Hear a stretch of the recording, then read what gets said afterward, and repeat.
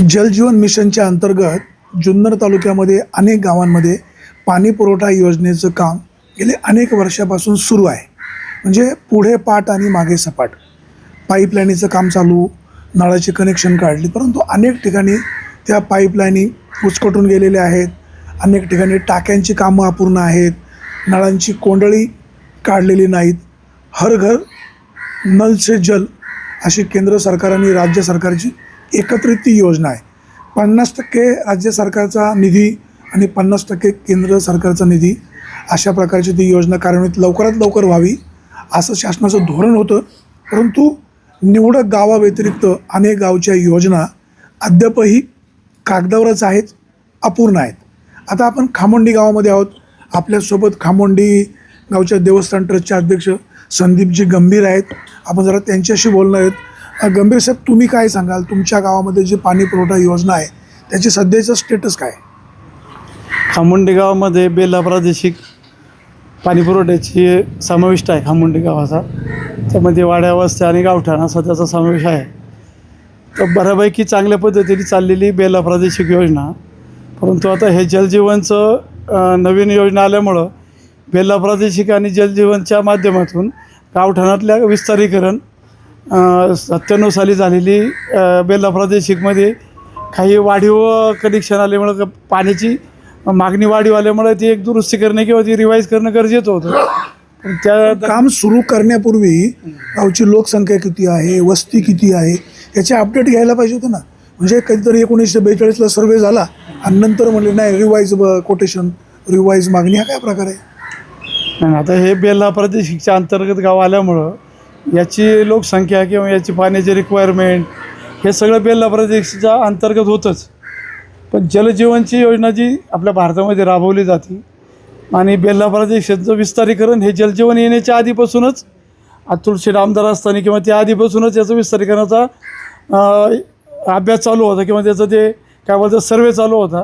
आणि मग त्या सर्वेनुसार कुठं पाण्याच्या टाक्या आपल्याला अजून उंचावण्यात येईल, कुठल्या वस्त्या वंचित आहेत किंवा कुठे लोकसंख्या वाढली, कुठे नवीन मागणी वाढली, याचा एक त्यांचा सर्वे चालू होता आणि त्यानुसार त्याचा प्रोजेक्ट चालू होता. परंतु त्या दरम्यानच हे जलजीवनचं एक योजना आली आणि मग गावठाणा किंवा असतील किंवा वस्त्या असतील ही सगळं बेला प्रादेशिकला हे जलजीवनचं जे काम आहे त्याला जॉईन करायचं आणि ही योजना बेला प्रादेशिकच्या नावाखालीच जलजीवननी पूर्ण करून द्यायची. असं सध्या काय परिस्थिती आहे?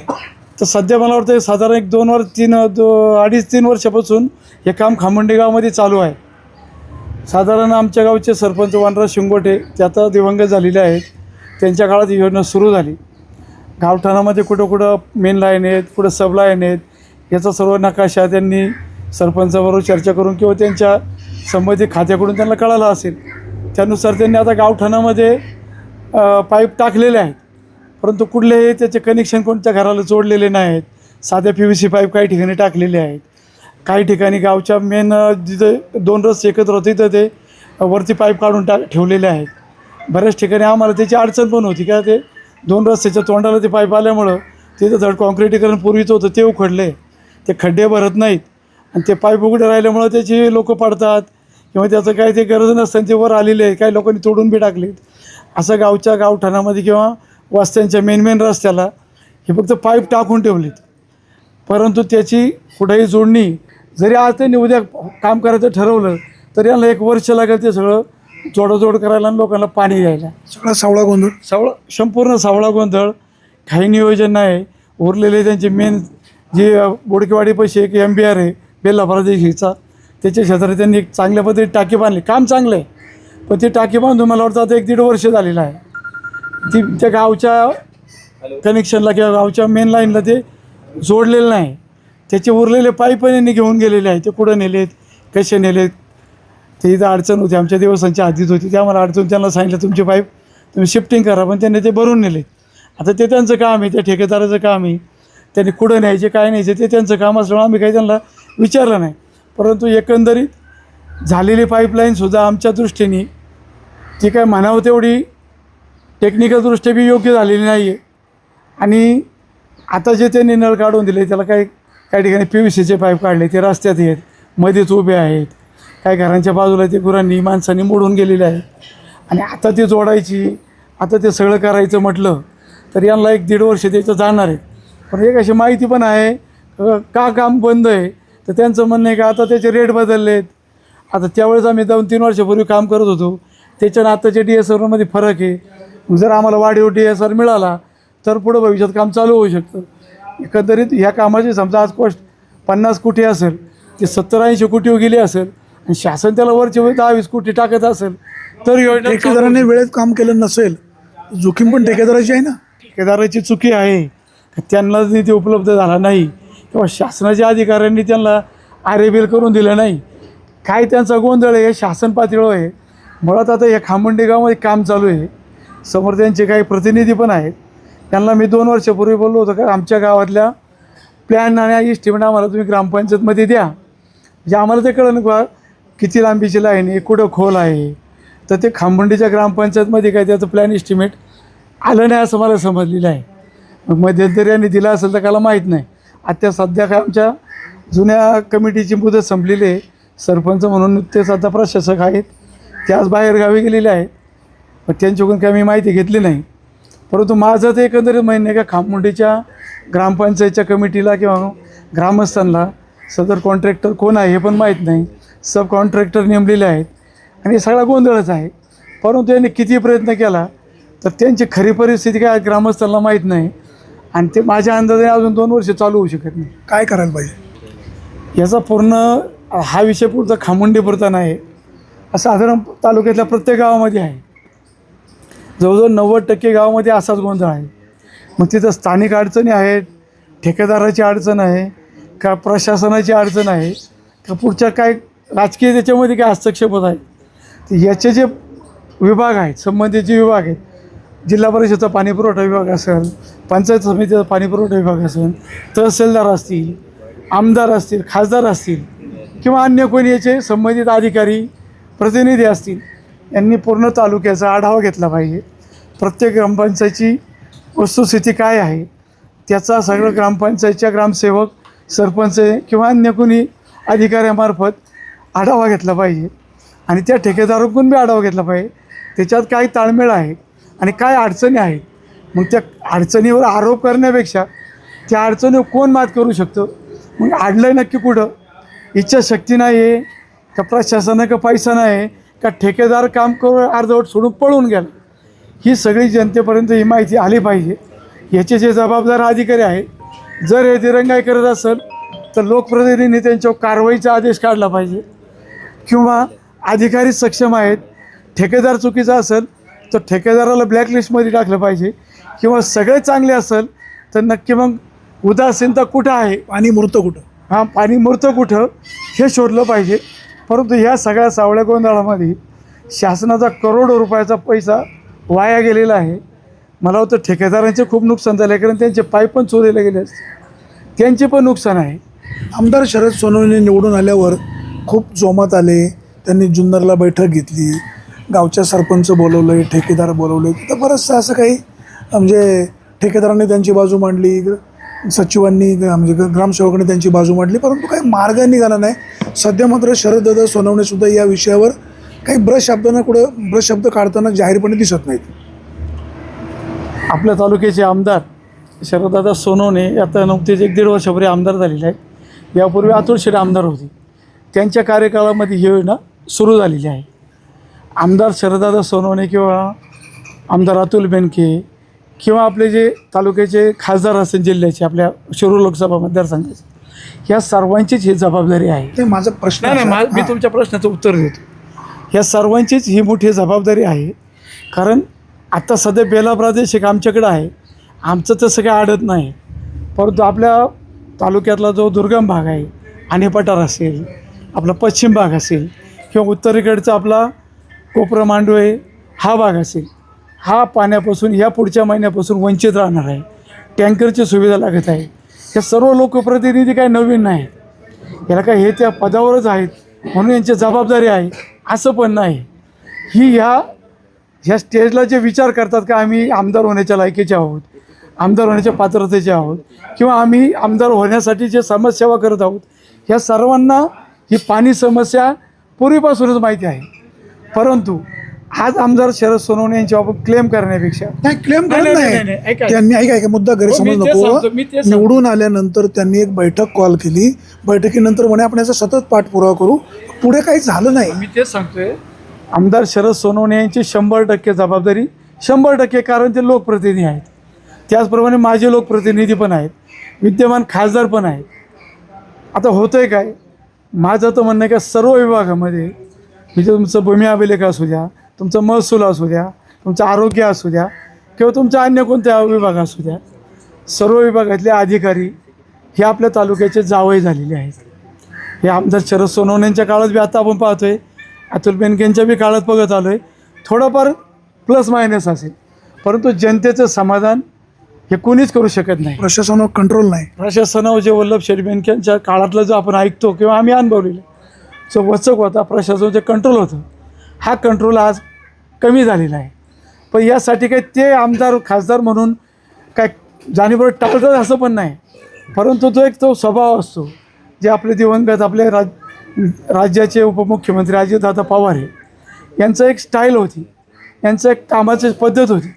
त्या पद्धतीचे कामाचे ते सर्वांना सर येणार नाही, परंतु त्याचं अनुकरण जे आपल्या तालुक्याचे आमदार खासदार किंवा ज्यांना कोणाला भविष्यामध्ये राजकारण करायचे त्यांनी त्यांचं ते अनुकरण केलं तर जनतेची कामं सहजसोपी होऊ शकतात. आता आमदार शरद सोनवणे पाणी प्रश्नावर कधी मी ठेकेदारांची मिटिंग घेतली, कधी आमदारांनी त्या अधिकाऱ्यांची मिटिंग घेतली, हे सर्वसामान्य जनतेपर्यंत आलेलं नाही. माझं असं म्हणणं आहे, या गावचे प्रत्येक गावचे सरपंच उपसरपंच, त्या गावच्या काही प्रमुख संस्था असतील, निमंत्रित काही 5-10 लोक असतील, अशी यांची एक आमसभा घ्यावी. आणि होणारा आता पुढच्या मार्चपासून आपला उन्हाळा तीव्रपणे जाणवणारा आहे, त्याच्या आधी आपण जनतेला कुठं पाणी कमी आहे, आता बेल्ला प्रादेशिक असो किंवा तुमचं जलजीवन असो, ह्या योजनेतून कुठल्याही परिस्थितीत या वर्षाच्या उन्हाळ्यामध्ये पाणी मिळणार नाही. मग तो मध्ये तर मिळणार नाही. मग आता पुढच्या महिन्यासाठी, पुढच्या महिन्या या 4 महिन्यामध्ये जे पाण्याचे दाहकता लागणार आहे, चाऱ्याची टंचाई येणार आहे, ती सगळी वस्तुस्थिती बघून आमदारांनी पाणी, चारा आणि हा दुष्काळ किंवा संभाव्य टंचाई प्रत्येक गावच्या सरपंच उपसरपंच, जरी आता काही लोकांचे मुदत संपली असेल पण ते लोकप्रतिनिधी आज म्हणून काम बघतात. असे काही गावच्या काही देवस्थानं असतील किंवा सोसायटी असतील किंवा अन्य काही संस्था असतील, त्यांच्या प्रतिनिधींची एक तालुक्यात मिटिंग लावावी, त्या संबंधित विभागाची एक मिटिंग लावावी आणि याच्यावर नियोजन करावं. जर शासन कमी पडत असेल तर प्रत्येक गावामध्ये असे 5-10 दानशूर आहेत का ते ज्या गावात समजा पाणी आहे पण बाजूच्या गावात नाही, तिथं 10-10, 20-20 टँकर देणगीत रूपात पण देऊ शकतात. मग तालुक्याचा पाणी प्रश्न चांगल्या पद्धतीने सुटू शकतो. राहिला पाहिजे जलजीवनचा, तर जलजीवनवाल्यांनी किती काही सांगितलं किंवा आमदार खासदारांनी अधिकाऱ्यांनी किती काय सांगितलं, तर हा बोंगळ कारभार हा उच्चस्तरीय चौकशीशिवाय होणार नाही. तर याचे काय आमदारांनी हे आत्ताच्या चालू अधिवेशनामध्ये याच्यावर चांगल्या पद्धतीने आवाज उठून हा पुढचा जुन्नर तालुक्याचा किंवा एका गावाचा किंवा एका तालुक्याचा किंवा एका जिल्ह्याचा विषय नाही. तुम्ही महाराष्ट्रात कुठेही फिरा, कोणत्याही गावात जा, कोणत्याही वस्तीवर जा, जल जीवन मिशन ही योजना ज्या उद्देशाने आपल्या पंतप्रधानांनी आदरणीय पंतप्रधानांनी अंमलात आणली होती, हर घर नल आणि प्रत्येक गावामध्ये पाणी द्यायचं नळाने, ती योजना सबशेल फेल दिसत आहे. परंतु आपल्या तालुक्यापुरतं जर विचार करायचा असेल तर चालू अधिवेशनामध्ये जसं बिबट्याच्या नागपूर अधिवेशनामध्ये बिबट्याचा मुद्दा आपल्या आमदारांनी लावून धरला, त्यांनी बिबट्याचा पोशाख परिधान केला आणि पूर्ण भारताचं पूर्ण राज्याचं लक्ष वेधलं, तसंच त्याच पद्धतीचं एक आंदोलन करून किंवा प्रभावीपणे हा मुद्दा अधिवेशनात मांडून संबंधित खात्याचं, संबंधित मंत्र्यांचं, मुख्यमंत्र्यांचं ह्या जलजीवन लक्ष वेधावं आणि सर्वसामान्य जनतेच्या घरामध्ये त्याच्या घरामध्ये नळाने चांगल्या पद्धतीने प्रेक्षणी स्वच्छ पिण्याजोगं आणि आरोग्यमुक्त पाणी, आरोग्यासाठी युक्त पाणी मिळावं अशी मी आमदारांकडून अपेक्षा करतो. देशाचे पंतप्रधान नरेंद्र मोदी यांची भूमिका होती तळागाळातील सर्वसामान्य माणसापर्यंत, म्हणजे वाडी वस्तीवर अगदी डोंगराच्या कडेला राहणाऱ्या लोकांपर्यंत पाईपलाईनद्वारे, नळाद्वारे त्याच्या घरापर्यंत शुद्ध पाणी मिळायला हवं, अशा प्रकारची योजना गेल्या काही वर्षापासून कार्यान्वित झाली. ठेकेदारांनी रस्ते फोडले, अनंत प्रकार घडले, परंतु अद्याप मात्र ही योजना प्रत्यक्षात अनेक गावांमध्ये सुरू झालेली नाही. जुन्नरचे आमदार शरददादा निवडून आल्यानंतर त्यांनी जुन्नरच्या पंचायत समितीच्या जिजामाता सभागृहामध्ये ठेकेदार अधिकारी यांची बैठक घेतली, परंतु म्हणावं असं काही आउटपुट मिळालं नाही. ठेकेदार म्हणाले आम्हाला पैसेच मिळाले नाही. प्रत्येकाने रडगाणं सांगितलं. अनेक योजनांचे ठेकेदार एकच आहेत, म्हणजे योजना अनेक आणि ठेकेदार मात्र एक, अशा समस्या आहेत. आता खामोंडी गावामध्ये जे जलजीवनचं काम पाहत आहेत ते संबंधित अधिकारी आपल्यासोबत आहेत. सध्या थोडंसं पुढे या. काय नेमकं आता खामोंडी गावच्या लोकांना हर घर नल से जल शुद्ध पाणी कधी मिळेल? आता सध्या आपण परत काम चालू केलं आहे. जे मध्यंतरी थांबलं होतं काम, तर आता खामुंडीच्या जी टाकी आपण बांधली होती तिचं पाणी हे करायचं काम चालू आहे, वॉटर टाईटनेसचं. ते झालं की ती आता मेन लाईन जोडून त्यानंतरून उंबरजवरनं त्या टाकीसाठी येणारी जी लाईन आहे ती पण आपली पूर्ण झालेली आहे. तो कॅनल क्रॉसिंगचा एक पार्ट बाकी आहे, पॅचवर्क, तो झाला की एक मार्च एंडपर्यंत आपण खामुंडीचे जे पाणी आहे ते खामुंडीत पाणी येऊन जाईल. आता अनेक ठिकाणी आपण पाहतोय काळे पाईप वर काढलेले आहेत, नळाचे कोंडाळे काढलेले आहेत, त्याला नळ जोडलेले नाहीत. ती नेमकी जबाबदारी पंचायतीची आहे का ठेकेदाराची आहे? लोकांपुढे वास्तव गेलं पाहिजे. ती जबाबदारी ठेकेदाराचीच असते. काही ठिकाणी काय होतं, जर 2 पाईपांचं जॉईंट बाकी असेल तर लेईंग करताना ते आहे ना, ते तोंड त्याचे मोकळे ठेवतात आणि नंतरून ते दोन्हीचा जॉईंट मारून देतात. त्यासाठी काही ठिकाणी मोकळे सोडलेले असतील पाईप किंवा कनेक्शनचं जे म्हणताय तुम्ही, ते PVC-चे त्याला जोडलेले बऱ्याच ठिकाणी साधे PVC कनेक्शन दिलेले आहे. तर आमच्या सरपंचाने आम्ही पण मागणी केली होती तर तुम्ही त्याला ते OPVC पाईप त्याला जोडा, कारण जेणेकरून तुम्ही रस्त्याच्या बाजूला ते कोंडाळे काढलेले, वर नळ काढलेले आहेत आणि त्याची जे टिकण्याची क्षमता आहे. तर तुम्ही काम करून गेल्यानंतर साधारण 5-6 महिने जर ते नळ तुटले तर विनाकारण लोकांना त्याचा नाग भूदंड बसेल. तर ते जे आता तुम्ही काही ठिकाणी जे साधे पाईप बसवलेले आहेत तर तुम्ही ते OPVC-चे चांगल्यापैकी पाईप.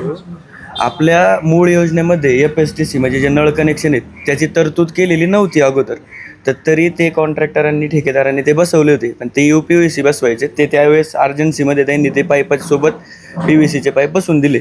तर ते चेंज होतील, कारण की आपण जे सुधारित अंदाजपत्रक टाकले रिवाईज योजनेमध्ये त्याच्यात आपण ते धरलेलं आहे, नळ कनेक्शन जे ते रिवाईजमध्ये धरलेत, त्याच्यामुळं मग ते आता चेंज होतील. आता अनेक वेळेला अनेक गावांमध्ये टाक्यांची कामं अपूर्ण आहेत, पाईपलाईन जोडायचं काम अपूर्ण आहे. ठेकेदारी मंडळी म्हणतात आम्हाला पैसेच मिळालेले नाहीत. काय नेमकं? नाही, आता आपल्या जी आमच्याकडे योजना आहे बेल्ला प्रादेशिक, त्याच्यात बऱ्यापैकी काम हे झालेलं आहे. जसं की आता बघायला गेलं वरच्या भागात तर बेल्ल्यामध्ये सुद्धा पाणी पुरवठा आपण चालू केला आहे. राजुरीच्या काही भागात पाणी पुरवठा चालू केलेला आहे आणि आळ्यात देखील काही भागात पाणी पुरवठा आपला. तुम्ही जो पाडा वाचला इथल्या गावच्या कुठले कामं अपूर्ण आहे, पाटावरनं पाईपलाईन करायचे, हे प्रत्यक्षात ॲक्टिवेट कधी होईल?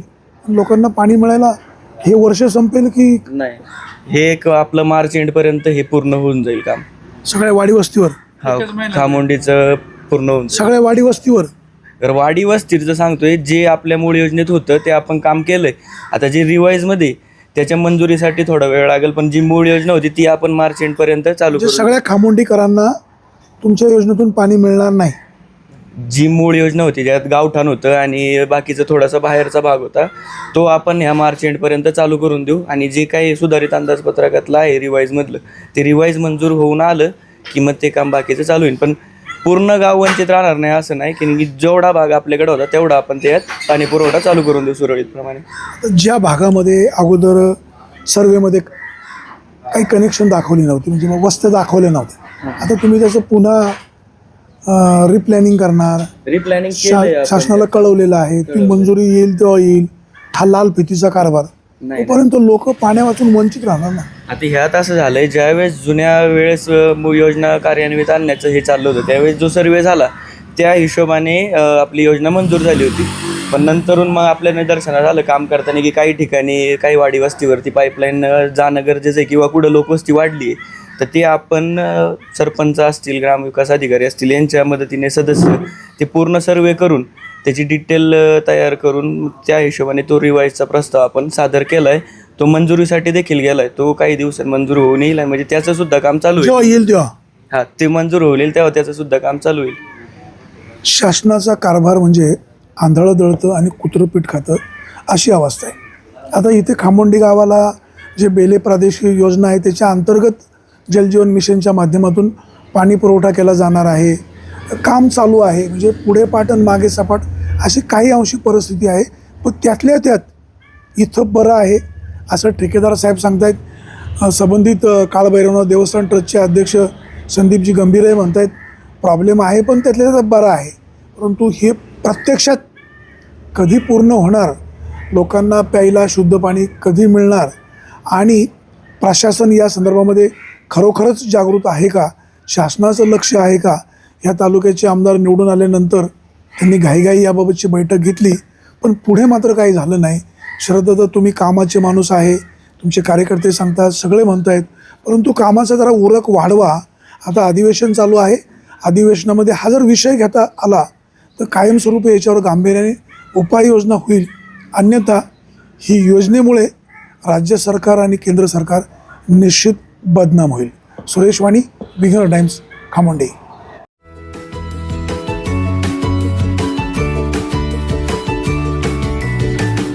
बातम्या शेतीच्या,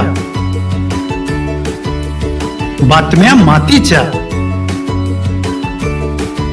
बातम्या अन्यायाच्या, गुन्हेगारीच्या,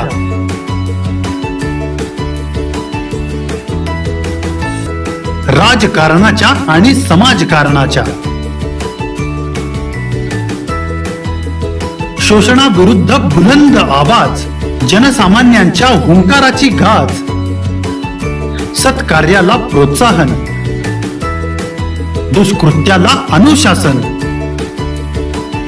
निर्भीड, निस्पृह, सडेतोड, बेधडक आणि रोखटोक म्हणजेच विघ्नहर टाइम्स. शोध बातमीचा, ध्यास सत्याचा. आपलं चॅनल, आपली बातमी. सबस्क्राईब तर कराच, पण बेल आयकॉनवर क्लिक करायलाही विसरू नका.